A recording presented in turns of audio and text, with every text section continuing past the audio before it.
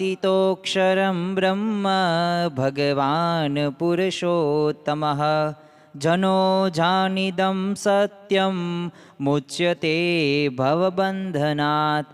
कृपा करो मुझ ऊपरे सुखनिधि सहजानंद। गुण तमारा गाववा बुद्धि आपजो सुखकंद।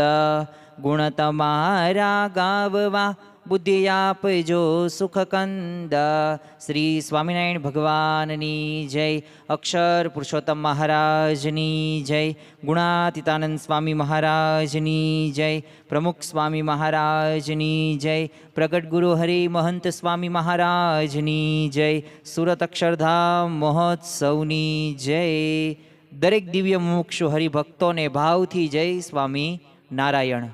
આજની સભાની અંદર આપણે એક એવા વિષય વિશે વાત કરવી છે કે જે આજનો આ પવિત્ર દિવસ આજથી 66 વર્ષ પૂર્વે 3 જુલાઈ 1960ના રોજ એ બ્રહ્મ સ્વરૂપ યોગીજી મહારાજે મુંબઈની અંદર એ 9 યોગેશ્વરોને દીક્ષા આપી અને એમાંના જ તે મહંત સ્વામી મહારાજને પણ એ પ્રથમ દીક્ષા આપે છે। ખરેખર જીવનની અંદર એ ઘડતરની બહુ આવશ્યકતા છે। આજના પ્રવચનનો મધ્યવર્તી વિચાર એ જ છે કે આ 9 યોગેશ્વરોના જીવનની અંદર એ જે યોગીજી મહારાજનો જે દિવ્ય પ્રેમની જે ભઠ્ઠીમાં જે ઘડતર થયેલું છે ને, તો એવું ઘડતર આપણા જીવનની અંદર આપણે સર્વ કોઈએ કરવાનું છે। માટી હોય કે કોઈ પણ ઘરેણા હોય એની કિંમત ક્યારે વધે કે જ્યારે ઘડતર થાય ને ત્યારે એની કિંમત વધે। દિલ્હી અક્ષરધામ, ગાંધીનગર અક્ષરધામની અંદર તમે પ્રવેશ કરો ત્યારે પ્રથમ ખંડની અંદર એક અણઘડ પથ્થર મૂકવામાં આવ્યો છે અને તેમાં એ વ્યક્તિ પોતે છીણી અને હથોડી દ્વારા પોતાની જાતને એક કંડારી રહ્યો છે, ઘડતર કરી રહ્યો છે। એમ આ 9 યોગેશ્વરો સદગુરુ સંતોના જીવનની અંદર પણ એ પોતે ભઠ્ઠીમાં ઘડાયેલા હતા। યોગી બાપાના એ પ્રેમની અંદર પોતે દીવાના થઈ ગયેલા હતા અને ખરેખર જો એ દિવ્ય પ્રેમની એક પ્રક્રિયામાંથી પસાર થયેલા હતા અને એટલે જ તે એક આધ્યાત્મિક સ્થિતિ સુધી પોતે પહોંચી શક્યા છે।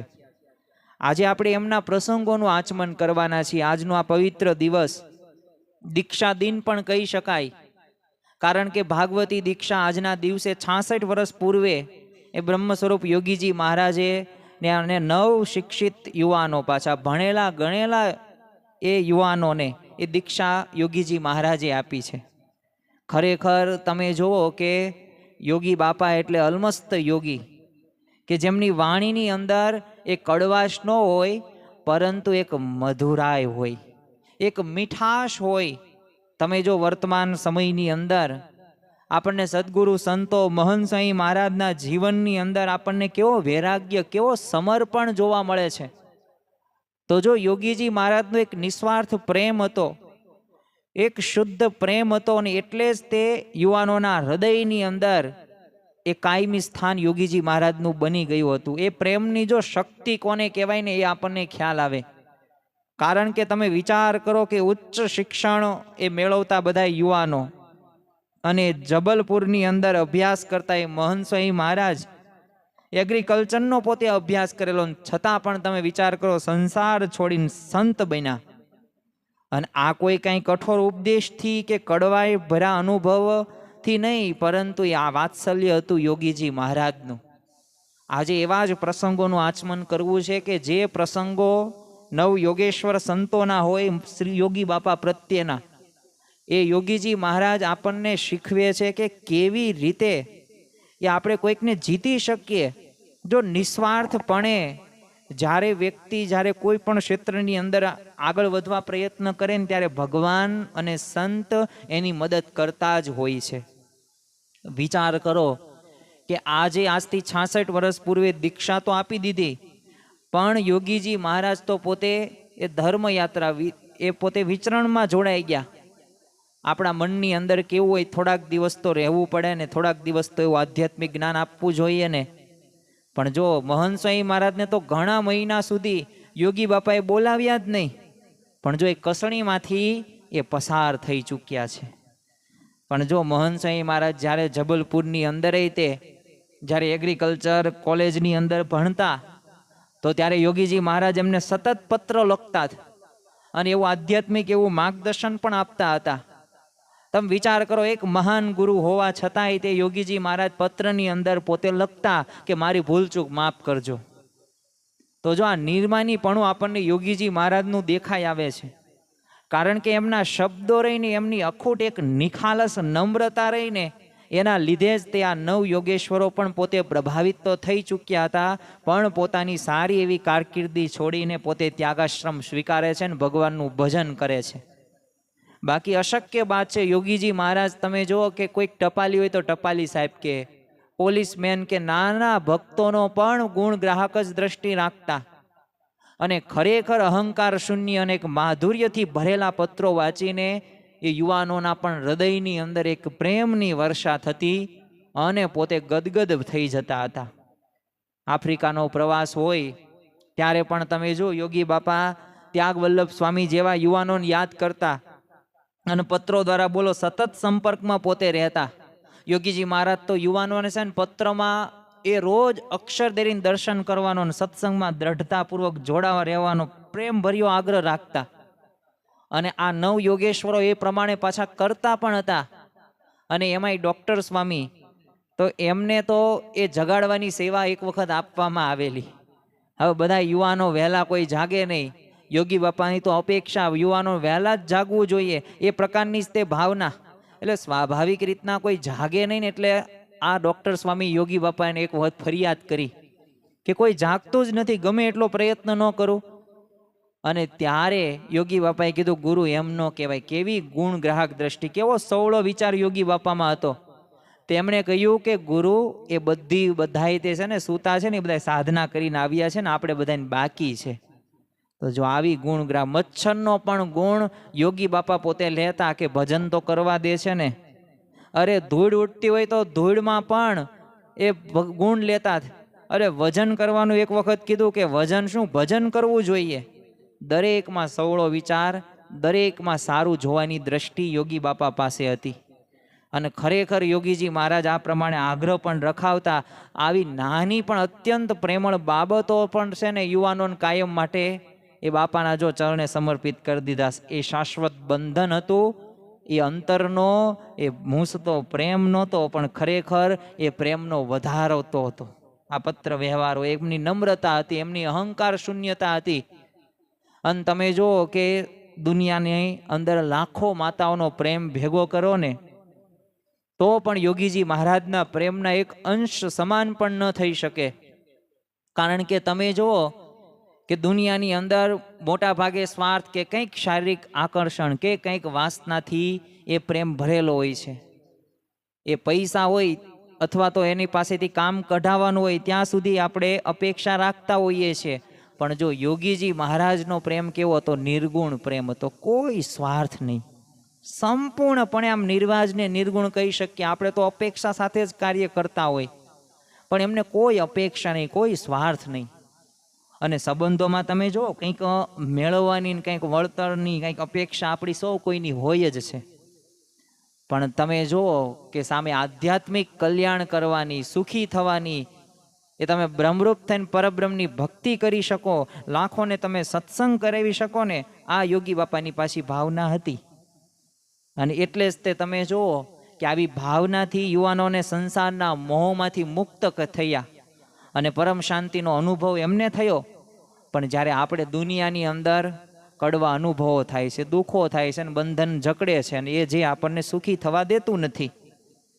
અને ખરેખર માણસ જો આમાં તે દુનિયામાં થોડુંક સ્વાર્થ કે શારીરિક આકર્ષણો સાથે જોડાશે ને તો એના એ બાંધછોડ કરવાના જ છે. અને ઘણી બધી વખત આપણને એમાંથી દુઃખ ઉત્પન્ન થવાનું જ છે. જેમ ભરત રાજા હતા, મૃગલામાં જીવ બંધાઈ ગયો, તો વિષયોમાં જો લેવાઈ જશું તો આ પ્રશ્ન થશે. પણ તમે સામા પક્ષે જુઓ કે યોગી બાપાનું એ આકર્ષણના લીધે યુવાનો હોય, પરિવાર હોય, સ્ત્રી હોય, સંપત્તિ હોય, એમ સહજતાથી આમ છોડી દે. નિર્વ્યસની જીવન પણ પોતે જીવતા હતા. યોગીજી મહારાજ એ યુવાનો માટે તો છે ને હનુમાનજીના મંદિરે આમ આધ્યાત્મિક શિબિરનું આયોજન કરતા. આ યુવાનો એટલે કે આ નવ યોગેશ્વરો અને બીજા બધા યુવાનો. હવે ત્યાં કોઈ ભૌતિક સગવડતા નહોતી, નહીં સંડાસ બાથરૂમ કંઈ વ્યવસ્થા નહીં, રસોડાની પણ કંઈ સુવિધા નહીં બોલો. પણ યુવાનોને આવી અગવડતામાં રહેવાની આદત કાંઈ હતી નહીં, ભણેલા ગણેલા હતા, પણ છતાં પણ તમે જો યુવાનોને તકલીફ ન પડે એટલે યોગીજી મહારાજે પોતે કિલોમીટર સુધી ચાલીને એ બધી વ્યવસ્થા પોતે કરતા. અને તેઓ યુવાનો સાથે રહેતા અને પોતાના શારીરિક જે કષ્ટ હોય ને તો એની પણ પાછી પરવા કરે નહીં. યોગી બાપાએ કહેતા કે 17 રોગ લઈને ફરીએ છીએ પણ ક્યારેય કોઈને દેખાવા દેતા નહીં. અને ખરેખર બાપામાં એ અપામ પ્રેમ હતો કે જેને તમે માપી જ ન શકો. અને ઉત્સાહના કારણે તે યુવાનો હતા, બધી સગવડો સાવ આમ નાની લાગતી.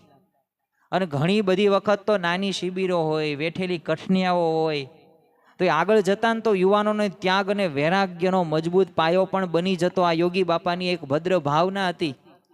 અને ખરેખર કાળઝાળ ગરમી હોય તો એવામાં પણ આ યુવાનો પોતે એ કાર્ય કરતા. ભયંકર ઉનાળાની ઋતુ હતી ત્યારે આકાશમાંથી આમ કહેવાય ને જાણે આમ અગ્નિ આમ ઝરતી હોય ને લૂ, એવી પોતે વાયર. પણ મોટા સંત દ્વારા થયેલી એક નાની પણ ભાવપૂર્ણ સેવા હોય ને એ ખરેખર અહંકારોની કાયમ માટે એ દૂર થઈ જાય, અહંકારનું વિસર્જન થઈ જાય. ત્યાગ વલ્લભ સ્વામી હતા અને અન્ય યુવાનો બધા રેલવે સ્ટેશનની બહાર ઝાડ નીચે હવે સામાન સાથે યોગી બાપાની રાહ જોતા હતા.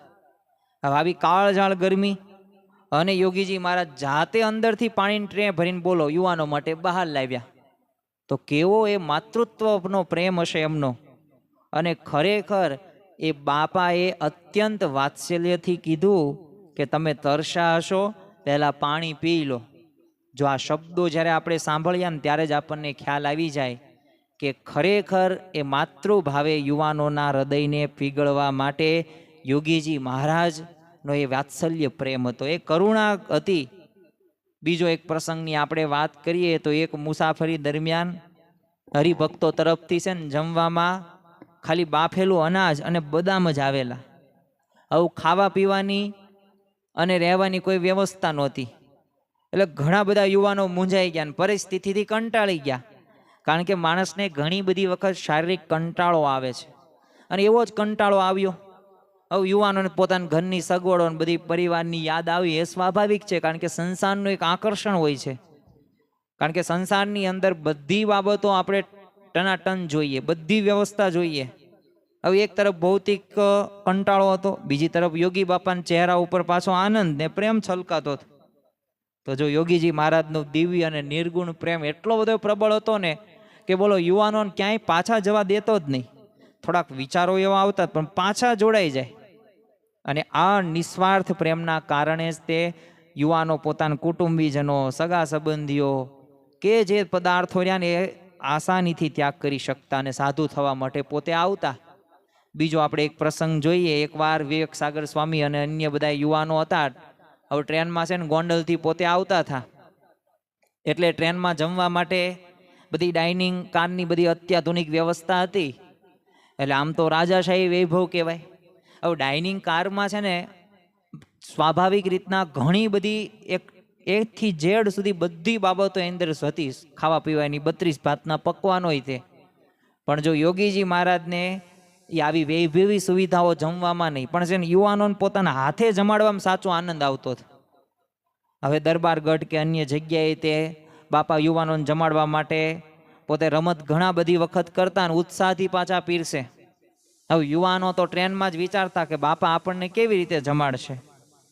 અને આવી પ્રેમથી ભરેલી ઘટનાઓએ યુવાનોના મનની અંદર એક કાયમી સ્મૃતિઓનું છે ને એ નિર્માણ પણ કરેલું હતું. કારણ કે એમનું દિવ્ય વાત્સલ્ય હતું. એ વૈભવી સુવિધા સામે એ સંતો, નવ યોગેશ્વરો સંતોએ ક્યારેય જોયું નથી, યુવાનોએ જોયું નથી. બસ યોગી બાપાનો જે આનંદ ને નિસ્વાર્થ જે પ્રેમ હતો ને એ પ્રેમથી જ તે પોતે તૃપ્ત થઈ જતા.